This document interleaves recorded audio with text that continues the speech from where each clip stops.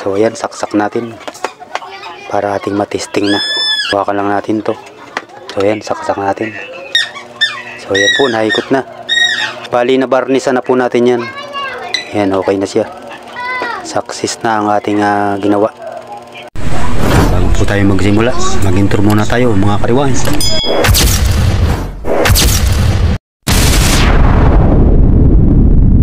Good morning mga igan.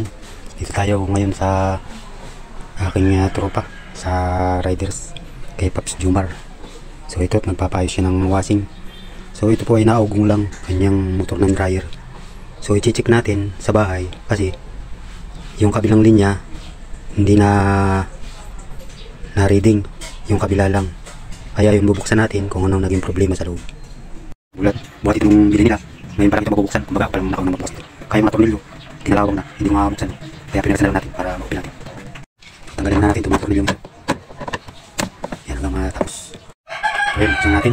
Tatanggalin na natin ang tornilyo para mati-malis. Ayan po, tatanggalin natin. Ayan na, iuwi muna natin. So ito, istamay muna natin dyan. So ito na po mga higan, yung ating Pinaplas na spring dryer po yan. Yan, at titestila po natin kung alin ang nagana at hindi. Yan, nagana po yung kulay red. Yan, ito po ang pinaka-common yan. Kasi magkakaiba ang kulay talaga ng bawat motor na ginagamit nila. Kasi doon sa iba, kalimitan ginagamit kulay blue ang common. So ito naman iba. Yan. Itong kulay blue po ang ating bubuksan kung ano naging problema dito at hindi nagana. So yan, babakasin po na natin yung tornilyo, itong lock na ito. And then, bubuksan natin yung makina para makita natin kung anong naging problema. Yan po, tanggalin natin yung pinakang lock niya. So ito rin po gagamitin natin mamaya. Yan, buksan lang natin kung anong problema ito. Dryer na ito, tawag nyo lang. So hanapin natin kung anong naging problema niyan. So yan po, naging problema niya. Nangitim na. Na parang nasunog na po siya. Ayun. Dahil naugong na lang yung kabilang linya niya. So yan.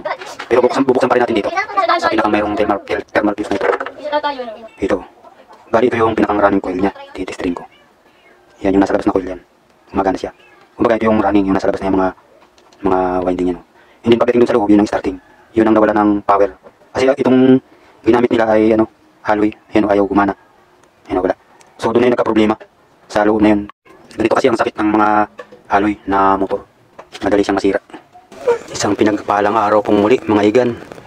So ngayong araw po, bali papagpatuloy na natin yung ating part 2. Itong ating nire-rewind na pang dryer po. So tutuloy na po natin. So yan, at magbibilang po muna tayo ulit ng pang running coil. So ang bilang po nito ay 300 turn. So yan, yung punsahan na muna natin. 300 turn po tayo. Ay, naglipat sa kabila. Bakit yan pa naglipat? Ayan, hari ng sablay. Hindi siya nagsakto ang ikot. Nagkamali ng pinasukan. Nalis talaga ka. Diretso lang ang lakad. 300 turn. Ay, dudutong muna natin. Dito ay ito pala. Ayan, dutong muna natin. So yan, 300. And then lipat pula natin sa kabila. 300 again. Talihan muna natin 300. Yan, bilang ulit tayo ng 300 turn. Talagang nalihis siya. Walang lihisan. Nalihis pa. 300 turn po ulit tayo para sa kanya. Gagawin natin na iwan. 300 turn. Lapas po tayo dalawa. Balik. Ayan, 300. And then cut natin para magpalit naman tayo para sa starting coil. Tanggalin po muna natin sa ating bolt. Sa ating walmahan. Ayan, lagyan lang natin ng tape. Kasi po para sa starting naman itong ating gagawin. Ang magnetic wire po natin gagamitin ng muli yan. Size 29. So yun pong ating running coil ay size 27 po yun, yung nauna kanina. So yan, salpak lang natin ang ating walmahan. So yan po. Bali, tatlo ang ating gagamitin, ang ating rewind. Kasi tatlo pa po ang ating kulang. Natiki 350 turn. Kaya ito, gawin natin 350 turn para sa ating starting. So yan po, at ating nasalpak muna. Bigyan tayo ng 350 turn para sa ating starting coil.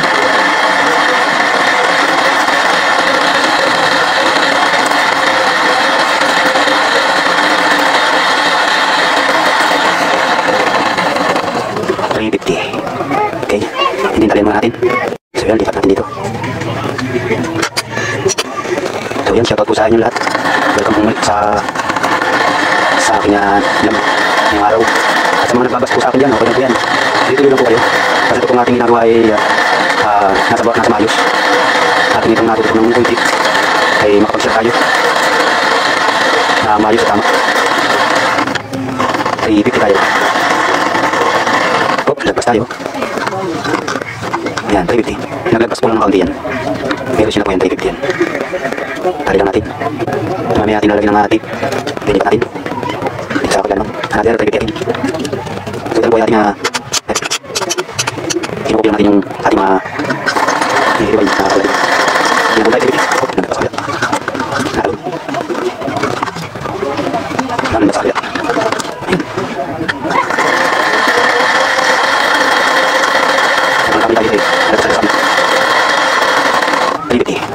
So yun lagyan natin na tip. Yan, tanggalin po lang natin para natin ang madalian. Malagyan ng ating tip. Lagyan natin ng lock. Yan, lagyan natin ng tip. At atin nang ipapasok itong ating running coil. Bali po yung nauna natin dito ay clockwise, counterclockwise, clockwise, counterclockwise. Hindi susunod po, clockwise na ulit tayo. So dito natin ilalagay yung susunod para sa ating clockwise. Hindi yung end nya magiging counterclockwise. Kasi yung nauna po natin ay clockwise eh. So yun po. So yun po at itong pinakang last ay ating i-counterclockwise. Baliktad lang natin. Para ipapasok na lang natin mamaya. So yun po, ipapasok na natin muna. Medyo masikip lang. Gamitin natin ng pangsungkit.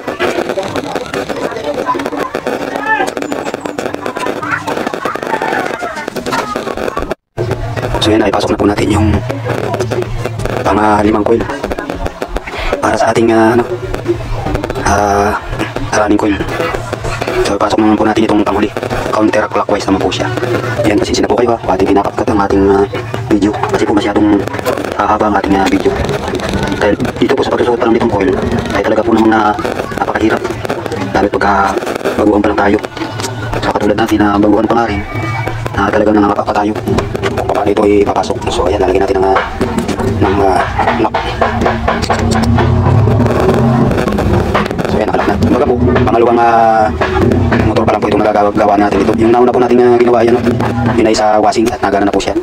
So balikan nyo lang po yung aking ginawa dyan na pang washing po yung motor. Nandiyan po sa ating mga naunang vlog.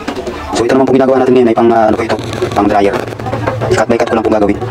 So yun, ipasok na po natin yung isa. Hindi dito naman para sa starting. So yun na lang po, isa na lang. At may atin ang ikukunik yan. So yan, okay na po. Naipasok na natin lahat. Ating mga coil. So mamaya naman po, magkukoneksyon naman po tayo. So yan, magkukoneksyon na po tayo. Bali, papaliwanag ko lang po bago po tayo magkoneksyon, titestrin muna natin yung ating running coil. Running coil po na tayo. So yan, ang reading niya 48. Ito naman po yung ating starting. Yan 84, kumbaga nabaliktad lang siya. 84. And then ang pagkukoneksyon po natin ito, ang pagkasamahin po natin ay itong starting ng running at saka yung ending ng starting. Ito po ang ating ipagkukonek para sa ating common. So yan po. So bali, magtitestar tayo ulit. So dito tayo sa common, ito po ang ating common. So hindi na po tayo gagamit ng mga diagram. Ganito na lang po. Kaya niyo po itong sundan. O yan po. Yan. Ito po yung mataas na reading niya. 84 sa starting ng starting. At ito po yung ending ng running. Yan po. 48. So ngayon po, ang gagawin natin, dito po yung ating capacitor. Dito natin itatap. So ito po, at gagawin na natin ang ating capacitor dito. And then, dito po natin ito i-connect sa ending ng running. Yan, ito po yung starting ng starting at ito po yung ending ng running. So mag-tester po ulit tayo dito sa common natin at and then testerin natin.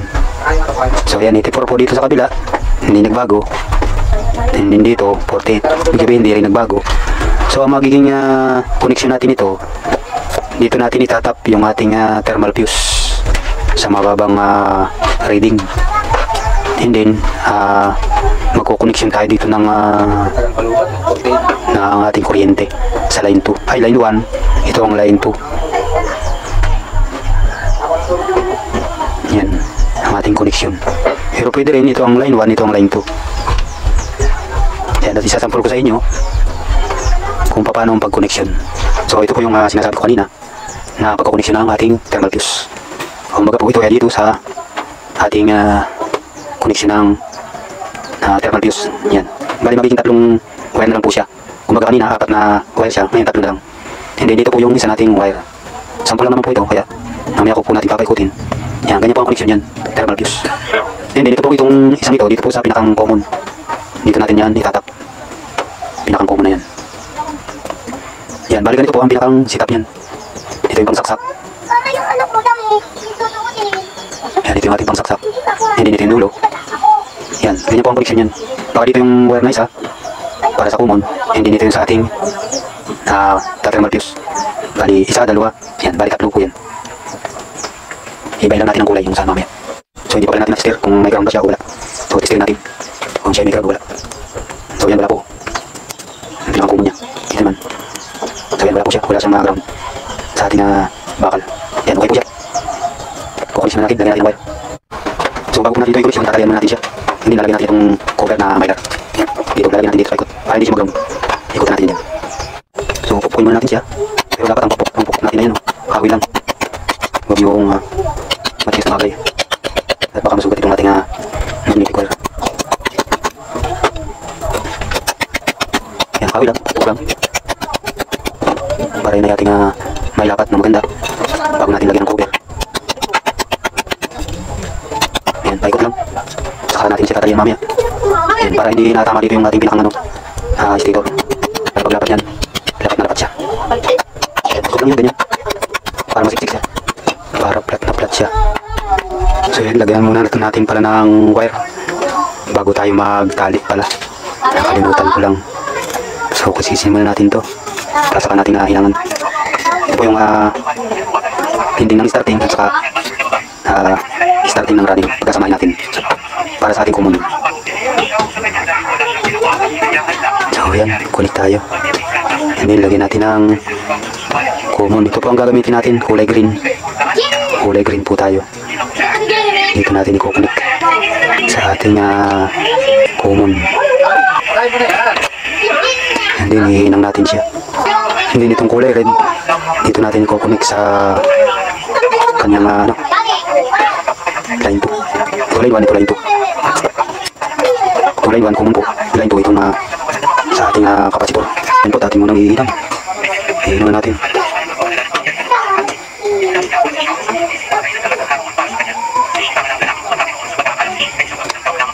Ihinang natin.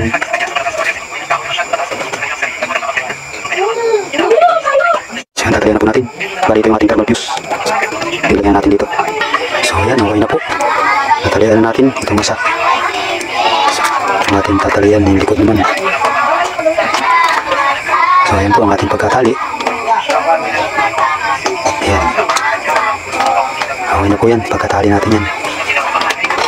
So yung kabila naman, ito naman.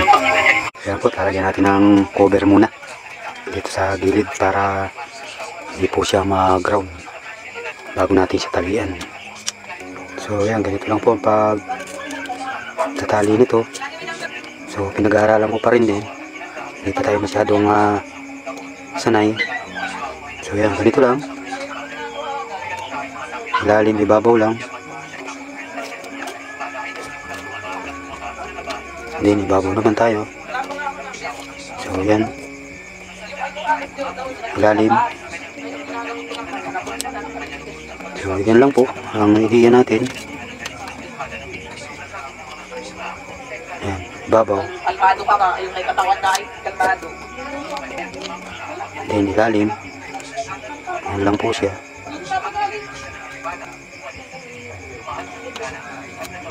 pang pumasok.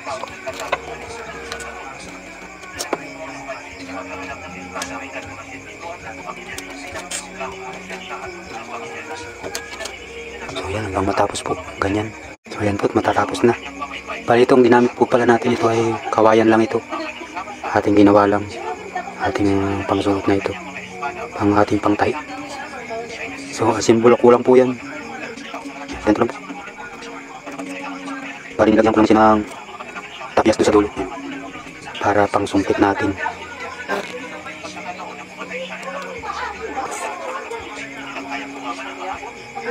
So medyo matagal ang ating proseso. Siya okay na po, tapos na. Tapos na natin siyang talian. Siya ipukuin.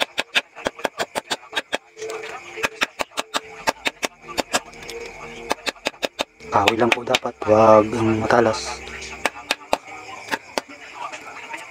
Okay.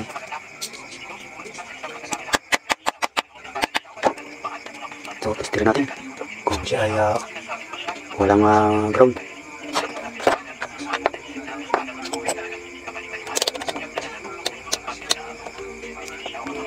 So, ito ang ating common, kulay blue.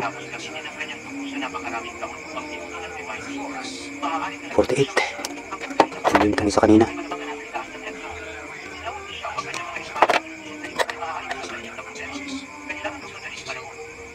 So 40. So ito yung sa capacitor natin ay 24. Ito ay 43. So yan. Okay na siya. Tingnan natin kung may ground. So yan, wala po.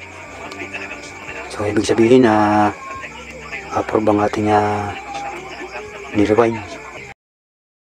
Ayan, at ito na po yung kabuuan itong ating ni-rewind na dryer. Bali ito po ang ating ilalak dyan. Yan, lagyan natin lang na ito. Hindi, nilalak natin.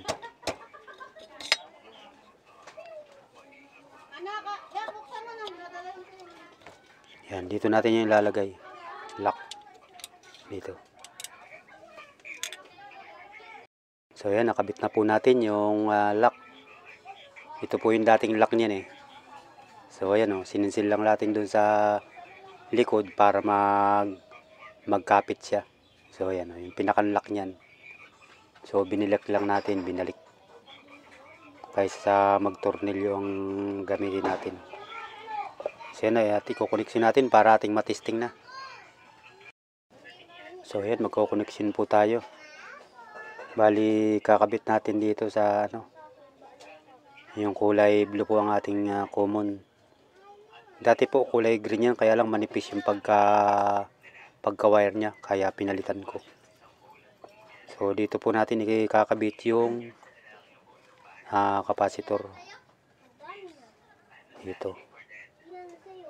And then dun sa kulay red po, naroon yung linya sa ating capacitor, yung mababang reading.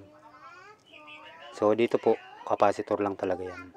So dito tayo magtatap ng isang linya sa ating pangsaksak sa kuryente. So line 1, line 2. Yan. So lagyan muna natin ito ng mga cover at para hindi siya mag-ground. So yan na po yung pinakang connection yan. So pag may timer naman po, dito natin ikakabit yun sa timer. So hindi ko na muna lalagyan ng ganong timer.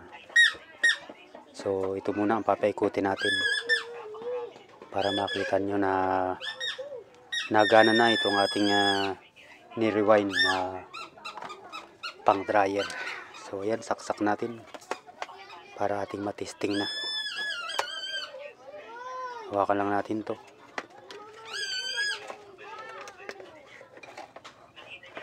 So yan, saksak natin. So yan po, naikot na. Bali na barnisan na po natin yan. Yan, okay na siya. Success na ang ating ginawa. Ito na po yung kabuuan itong ating ni-rewind na pang dryer. So yun, kung bago ka pa lang sa ating channel, kung yung nagustuhan itong ating ni-rewind na pang dryer, sana po huwag niyo pong kalimutan na mag-subscribe, mag-like and mag-share. Yan po, para sa susunod pong video pa na aking i-upload, huwag niyo pong kalimutan ang notification bell para lagi po kayong updated sa mga video ko pa pang i-upload. So yun, God bless you all po. So everyone, hanggang sa susunod po ulit na ating i-repair at i-rewind. Yan, sana po may natutunan kayo muli sa aking ginawa ng pag-rewind nitong dryer spin motor. God bless you all po and mabuhay tayong lahat.